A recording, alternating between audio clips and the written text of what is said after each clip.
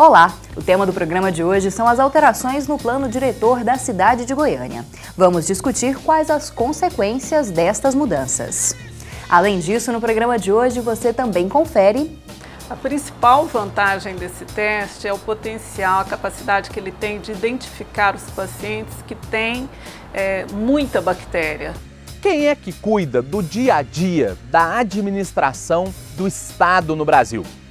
Bom, são os chefes ou as chefes do Poder Executivo. Nós criamos o projeto Música no Campus, que visa trazer para a UFG e para a cidade de Goiânia nomes, que são reconhecidos no meio musical. O programa da Saniago dá descontos para quem entregar óleo usado. Todos os anos são diagnosticados pelo menos 30 mil novos casos de hanseníase no Brasil.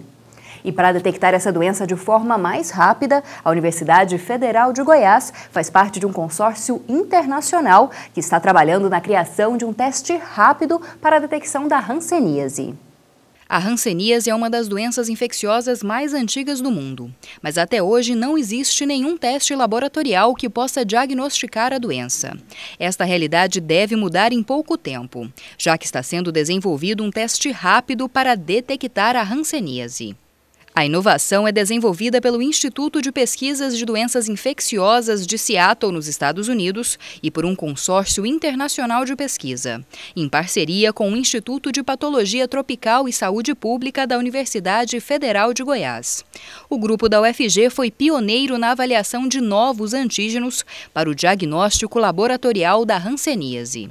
Ele é um teste que é feito com sangue do paciente, ele pode ser feito com uma gota de sangue, ele é chamado de teste rápido, que a partir desse coleta-se pode ser uma punção digital, uma gota de sangue, se coloca no dispositivo do teste e com uma solução, com um reagente, em 15 minutos a gente vê o resultado.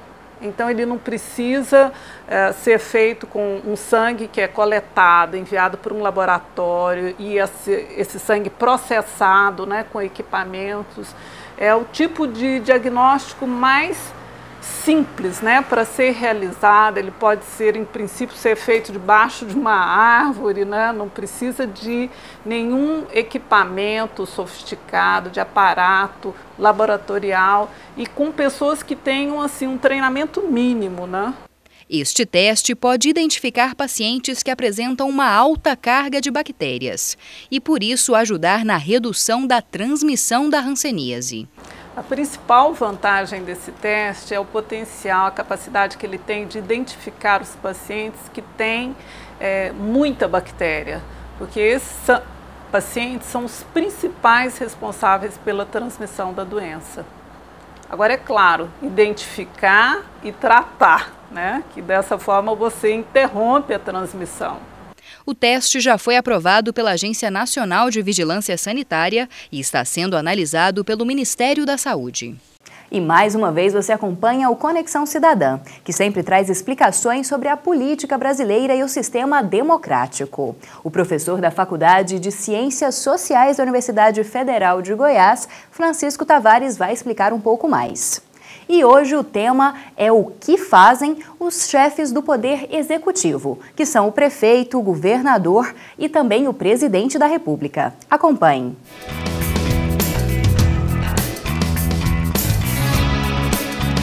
Quem que implementa uma lei que o vereador, o deputado federal, o deputado estadual aprovaram? Quem é que cuida do dia a dia da administração do Estado no Brasil? Bom, são os chefes ou as chefes do Poder Executivo. Quem que é o chefe do Poder Executivo municipal? É a prefeita ou o prefeito. Eles cuidam das políticas de transporte, de educação, de planejamento urbano, de tributação quanto ao IPTU, por exemplo, quanto ao ISS, e administram o dia a dia da cidade, além de, claro, cumprirem aquelas leis que os vereadores aprovaram. E quem é que cuida do ensino médio, portanto do ensino público médio? Quem cuida da segurança, da polícia militar? quem cuida de algumas questões ambientais, do imposto que a gente paga toda vez que compra alguma coisa, chamado ICMS, quem que arrecada esse imposto é a governadora ou o governador do estado, que também precisa cumprir as leis aprovadas pelas deputadas e pelos deputados estaduais. E quem é que representa o Brasil no exterior e, ao mesmo tempo, é chefe do Poder Executivo na União?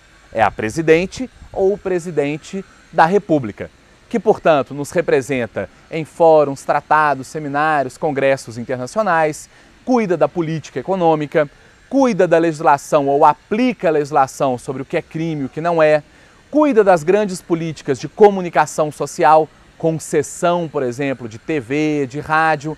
É, portanto, aquela ou aquele que organiza a vida da República e que obedece às leis aprovadas por deputados e deputadas federais e por senadores e senadoras da República. E ainda hoje você acompanha um debate sobre as alterações do Plano Diretor de Goiânia. E para falar mais sobre isso, estará aqui nos estúdios do Conexões o professor da Faculdade de Artes Visuais da UFG, Camilo Amaral, e também a professora do Instituto de Estudos Socioambientais, Selene Monteiro. Não saia daí, o Conexões volta em instantes.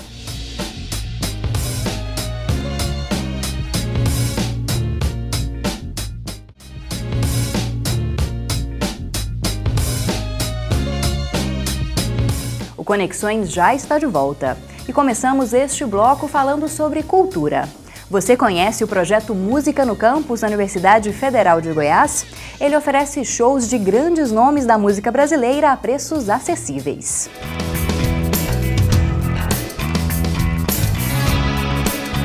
A universidade sempre é vista como um local para a produção e compartilhamento de conhecimentos, mas além disso ela pode também servir para fomentar a cultura. E é isso que a UFG tem feito com o Música no Campus. O projeto foi criado em 2009 para ocupar com atrações artísticas o Centro de Cultura e Eventos, que havia sido inaugurado no mesmo ano, e para oferecer música de qualidade e valor acessível a toda a população.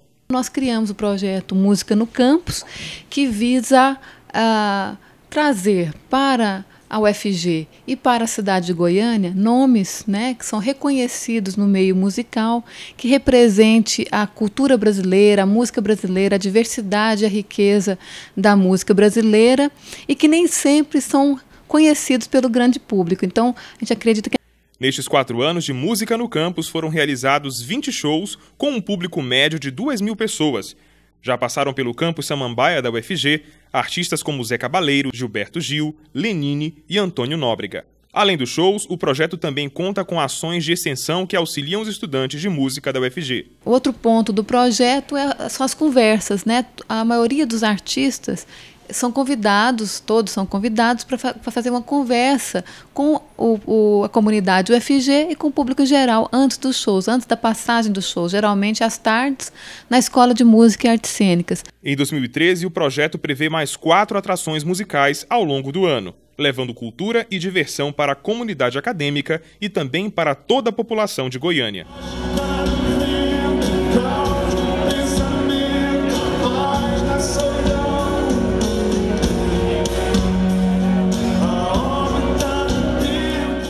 E a atração deste mês do Música no Campus é a cantora Baby do Brasil. E você confere agora mais dicas de eventos culturais e acadêmicos que estão acontecendo na cidade de Goiânia nessa semana.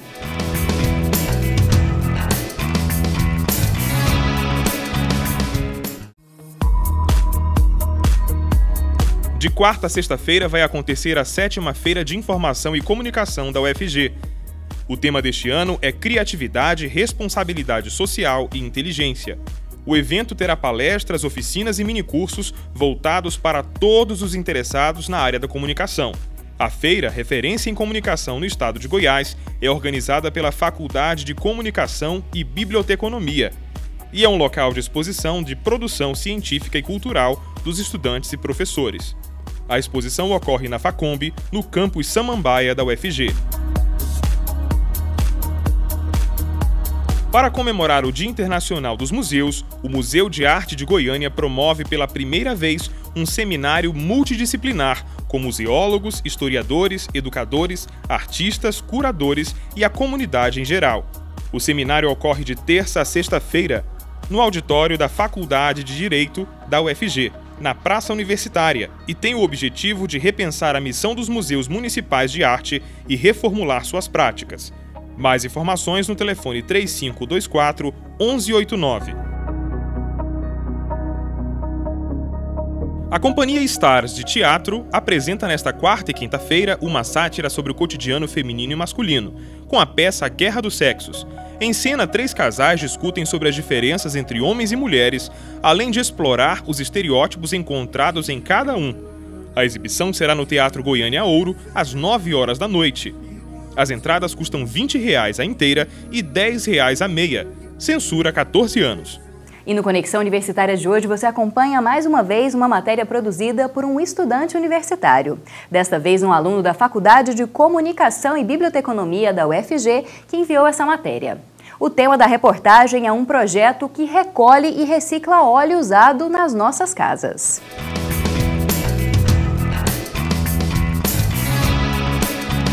O projeto Olho no Óleo foi lançado pela empresa de saneamento do estado e quer promover a consciência ambiental do cidadão goiano. A iniciativa tem surpreendido seus idealizadores. A natureza com certeza vai agradecer aí a participação da população como um todo nesse programa, porque o óleo ele é altamente poluente.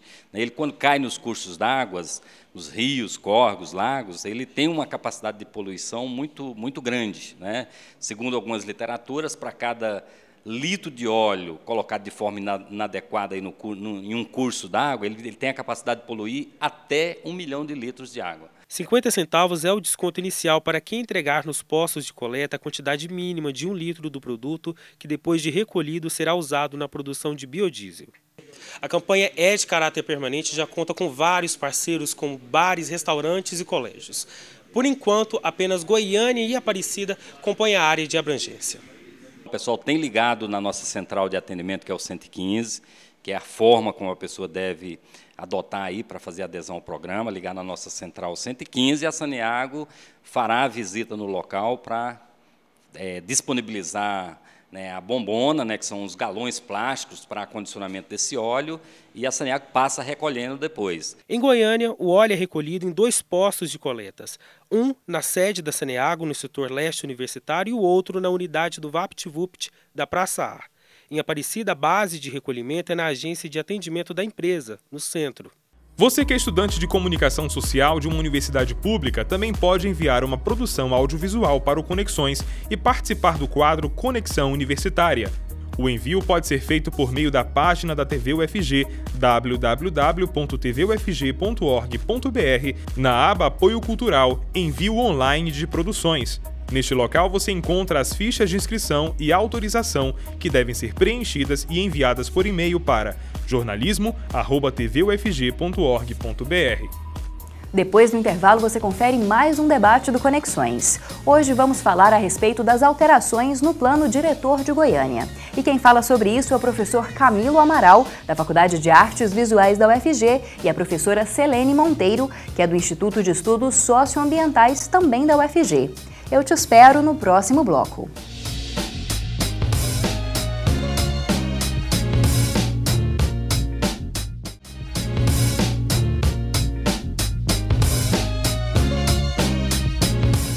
O projeto que altera o Plano Diretor de Goiânia foi aprovado no dia 25 de abril por 24 votos a favor e 7 contra. A votação ocorreu em meio a protestos de estudantes, professores e também defensores do meio ambiente e dividiu opiniões. Mesmo com toda a polêmica, o texto foi sancionado pelo prefeito no dia 29 de abril. E para falar mais sobre as implicações dessas alterações no Plano Diretor, está agora nos estúdios do Conexões o professor da Faculdade de Artes Visuais da UFG, Camilo Amaral. Olá, professor, o Conexões agradece a sua presença. Olá, eu que agradeço a oportunidade de debater esse tema que é tão importante para a cidade. Além do professor, também estamos aqui com a professora do IES, Instituto de Estudos Socioambientais, professora Selene Monteiro. Olá, professora, o Conexões agradece a sua presença. Tudo bem, eu agradeço a oportunidade através do meu instituto, o Instituto de Estudos Socioambientais. Bom, antes de começarmos o debate, você confere agora uma matéria explicando um pouco mais sobre as alterações no Plano Diretor de Goiânia. O atual Plano Diretor de Goiânia foi regulamentado pela Lei Complementar 171, de 29 de maio de 2007. Esta lei determina as normas urbanísticas do município e as alterações relativas ao sistema viário, à ocupação de grandes áreas e também à drenagem urbana. Para a concepção do projeto, houve intensa participação popular.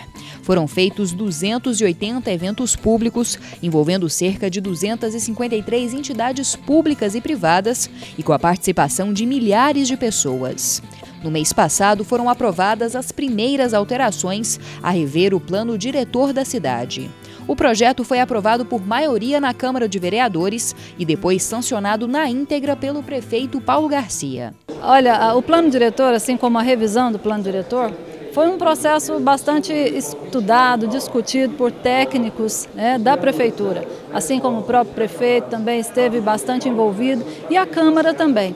Então, o plano diretor ele vem trazer realmente assim inovações, benefícios para a cidade. É uma matéria que já foi votada, já foi aprovada pela casa, já foi sancionada também pelo prefeito. Então, é um procedimento necessário, né? Alterações são necessárias sim e com certeza trarão benefícios sim para a nossa cidade.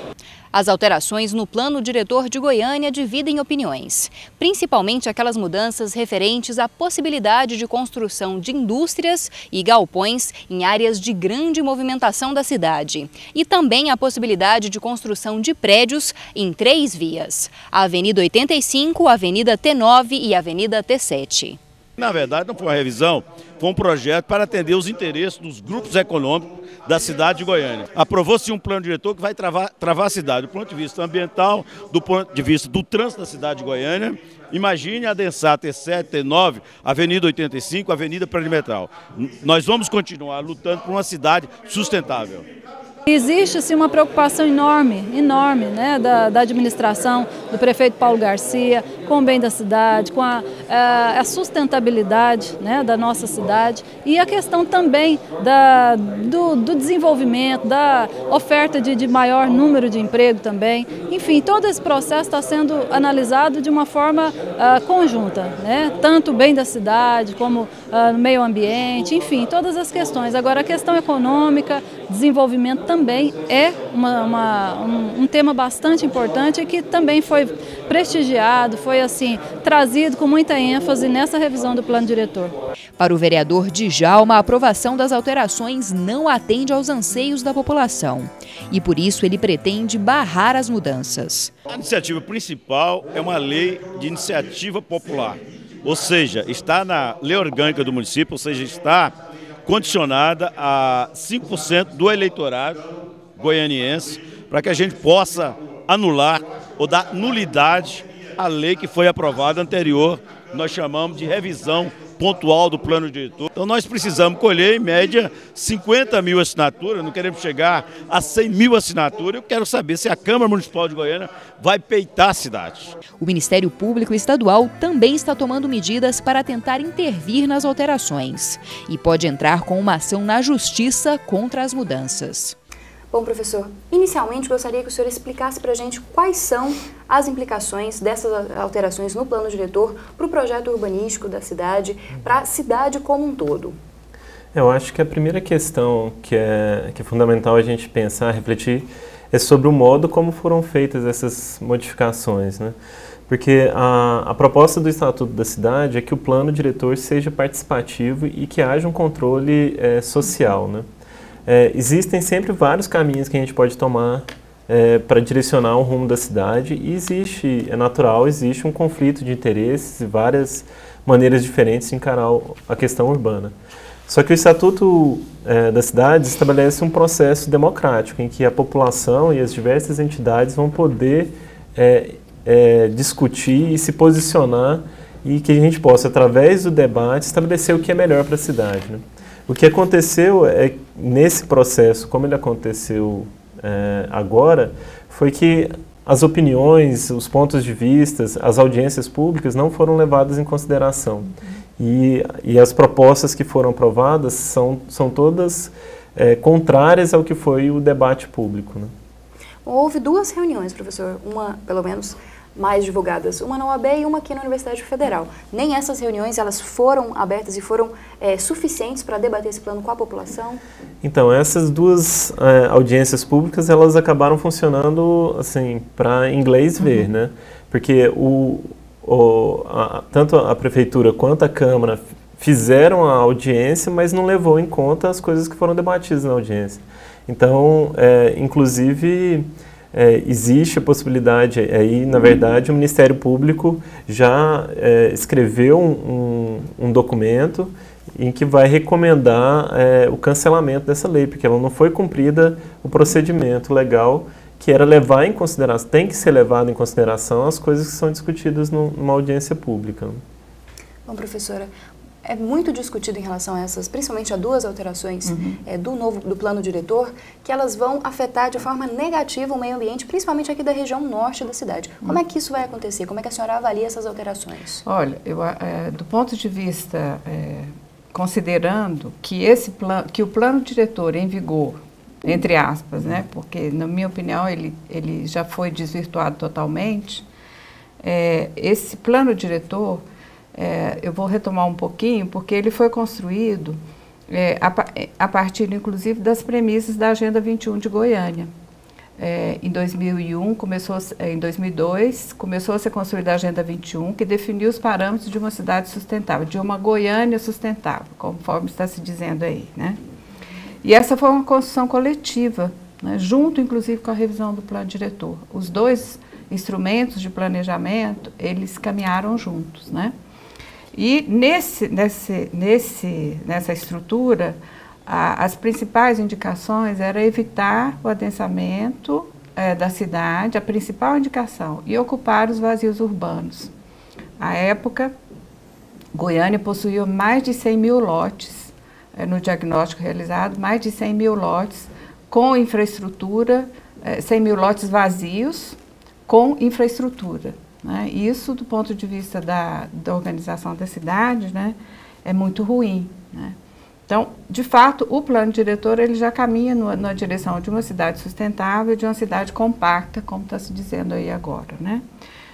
Do ponto de vista das aprovações que foram feitas agora, na verdade, ela desvirtua toda essa concepção, uma vez que todos os eixos de acesso à cidade vão sofrer intervenções, né, e grandes intervenções, né, grandes liberações que foram feitas, tanto para a criação de polos industriais, a gente fala muito da região norte, mas é todo um conjunto de alterações, né, de liberações, por exemplo, de construções de prédios muito altos, na 85, no setor marista, enfim. Alienação de áreas vazias, de áreas passíveis de ser ocupadas por grandes empreendimentos, como o Batalhão Anhanguera, né, enfim. Então, do nosso ponto de vista, assim, considerando os principais problemas ambientais de Goiânia, que tem a ver com adensamento urbano, com o tráfego, com a qualidade do ar, né, que a gente respira, essas atitudes vão impactar mais ainda em algo que já vem se configurando como grandes problemas socioambientais de Goiânia. A gente tem que enxergar dessa forma, né? Porque não são só problemas ambientais, mas são problemas que têm uma dimensão também social, né? Então, isso tudo, a tendência, no nosso ponto de vista, é agravar cada vez mais. A gente continua com esse debate daqui a pouco, depois do intervalo. Não sai daí, o Conexões volta em instantes.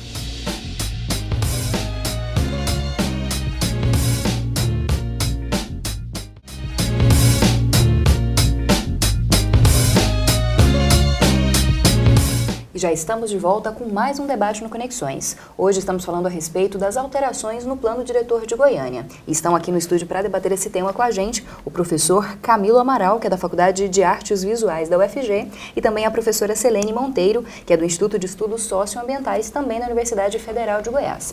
Continuando o nosso debate, professor, eu gostaria que o senhor explicasse para os nossos telespectadores quais são os principais pontos negativos na visão do senhor e da maior parte das pessoas que estão protestando contra essas alterações e no que elas afetariam o plano diretor de Goiânia e a cidade de Goiânia.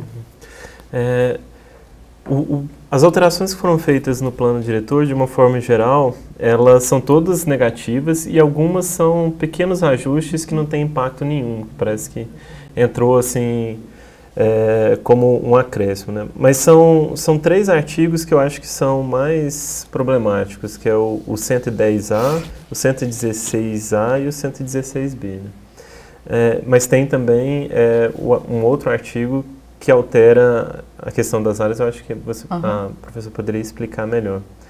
O 110, ele na verdade, ele estabelece que áreas que hoje estão vazias e que deveriam ter um uso prioritário para questões de interesse da população, como creches, saúde, educação, ele vai poder ser ocupado também por áreas de simplesmente interesse econômico, né? E essas construções podem ser acima de 63 mil metros quadrados, que é um impacto muito grande, né?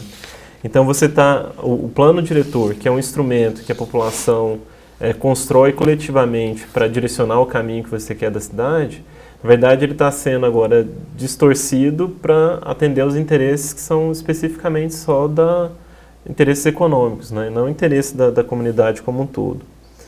O 116A é talvez um dos mais polêmicos, né? Porque ele está alterando o índice que hoje chama de incomodidade e de porte de atividades econômicas. Isso significa que ele está alterando em determinadas regiões da cidade, vai poder ter qualquer tipo de uso, principalmente esses usos de indústria, que são usos que incomodam muito e podem gerar poluição, etc. E está, inclusive, permitindo esse uso na região norte de Goiânia, que é essa região que é ambientalmente mais sensível da capital, né? Tem muitas áreas verdes reminiscentes, tem as áreas de captação de água, tanto do Rio Meia Ponte como do Ribeirão João Leite. E também a gente tem uma região aqui que o lençol freático é muito raso também. Isso facilita a contaminação desse lençol freático, dos rios e, consequentemente, a água que vai abastecer toda a população, né? O último também, que eu acho que também é problemático, é o 116B, que ele altera, na verdade, ele dá a possibilidade de densificar mais áreas ao longo dos eixos de transporte, né? Na verdade, em Goiânia, hoje a gente pode, de certa forma, adensar tudo, qualquer parte da cidade. Mas a gente tem alguns mecanismos que facilitam esse adensamento ou dão uma desacelerada nesse adensamento. E a alteração desse artigo está permitindo usos de grande porte nessas vias paralelas aos grandes eixos da cidade, né? E isso está sendo alterado sem se fazer os corredores de transporte, né? Isso deve prejudicar o trânsito, a mobilidade das pessoas. Exatamente, né? Influindo nos principais problemas socioambientais que Goiânia tem, que é exatamente essa ocupação desordenada do solo, o tráfego, e o conforto, né, ambiental, o clima urbano, enfim, todos esses elementos serão afetados, né? Bom, além dos entrevistados, o Conexões também gosta da participação do público. A gente, nas redes sociais, divulgou a temática do programa e pediu para as pessoas comentarem as alterações do plano diretor.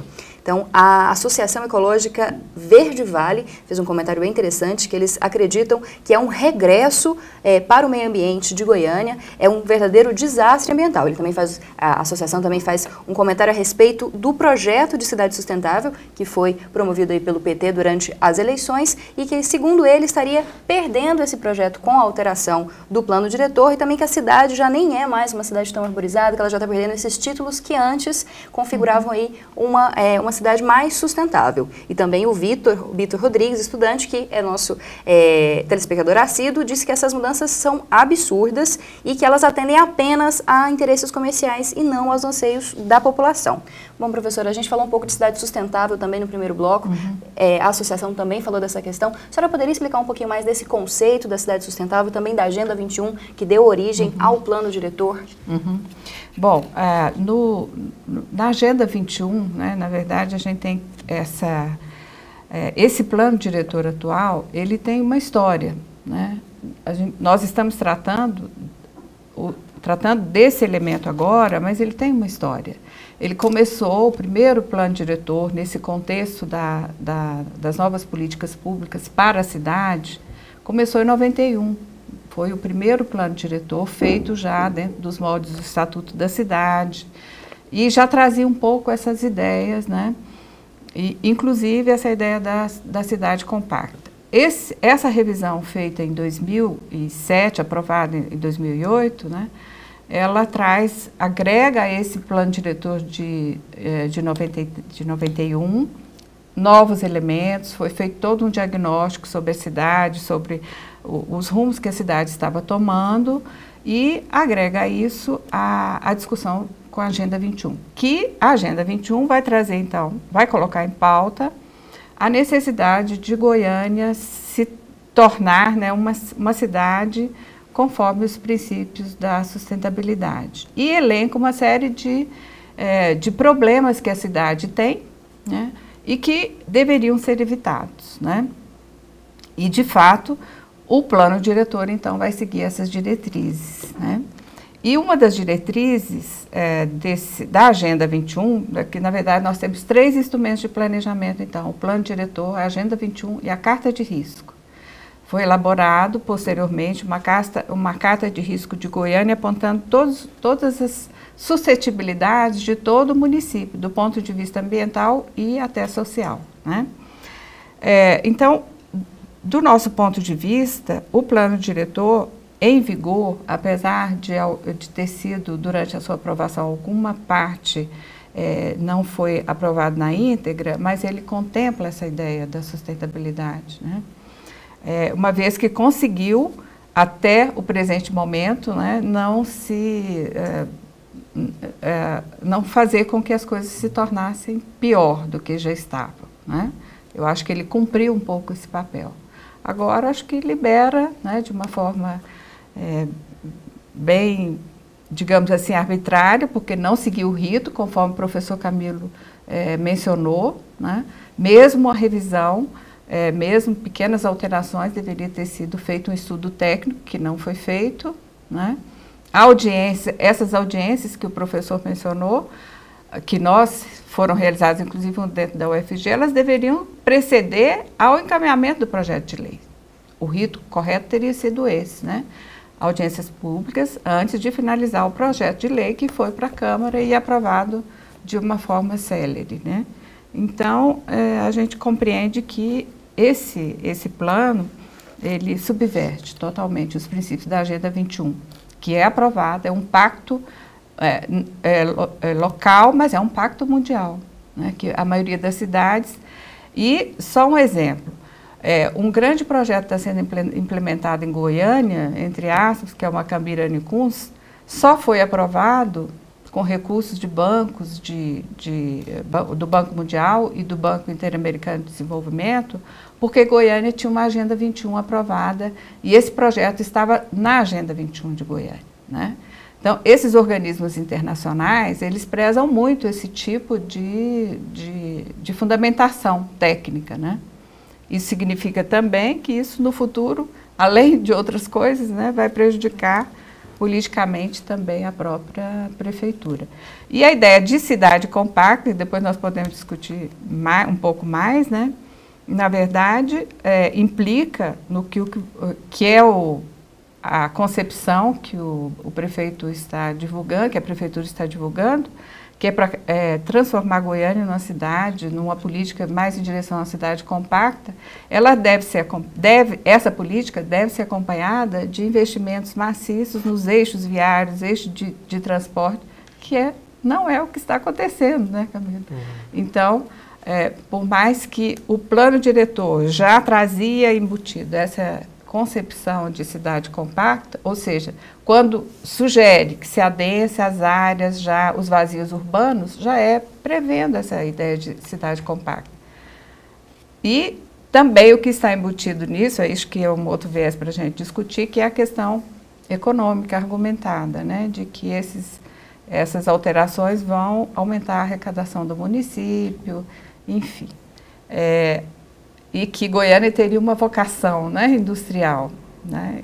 Se formos tomar a história de Goiânia, a vocação é uma cidade terciária, uma cidade de serviços, de prestação de serviço, uma cidade de gestão política, inclusive, né? Então, essa vocação, ela pode começar a ser divulgada, né? Mas, por outro lado, vai ao revés de toda a gestão de metrópole no mundo e no Brasil, que é a descentralização, né? Que as atividades industriais ou serviços de grande porte, a metrópole em si, ela já traz um conjunto de serviços que adensar mais com isso aí é bem temerário, né? Bom, para finalizar nossa discussão, eu só queria uma opinião dos professores a respeito de duas iniciativas para tentar barrar essas alterações. Uma do Ministério Público, que diz que vai fazer, disse até mesmo antes do projeto ter sido sancionado pelo prefeito, que se fosse sancionado, ia intervir de alguma forma para não deixar que essas alterações acontecessem. Também, a gente até entrevistou essa semana o vereador Djalma Araújo, que diz que vai entrar com um projeto popular para barrar também essa lei, que há uma brecha na lei orgânica que permite que seja barrado. Vocês acreditam que isso possa reverter a situação, que isso possa parar esse processo? Bom, eu penso que são ações necessárias, né? A gente espera que isso tenha efeito, né?